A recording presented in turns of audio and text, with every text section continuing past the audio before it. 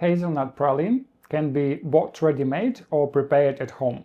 If purchasing, check the sugar to nut ratio. Many commercial versions contain less than 50% nuts.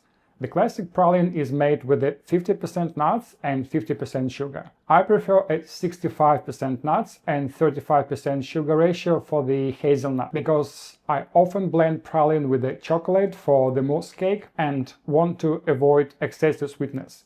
For this reason, I keep it slightly sweeter than my almond praline, which contains even less sugar. Ultimately, adjust the ratio to suit your taste. I also add salt flakes. A touch of salt improves any caramel-based product by sharpening the flavor and reducing sweetness. As demonstrated in the almond praline recipe, the link to the video is on your screen and in the description. Toast the hazelnuts in the oven preheated to 165 degrees fan forced.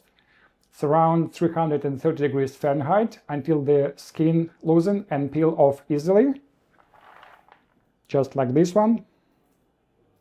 Then prepare a dry caramel by cooking the sugar to 180-185 degrees Celsius or 356-365 degrees Fahrenheit. You can use a non-stick frying pan or stainless steel pan, either will work. Immediately pour onto a silicone mat and allow to cool completely. Combine the toasted nuts and the caramel in a food processor and blend into a paste.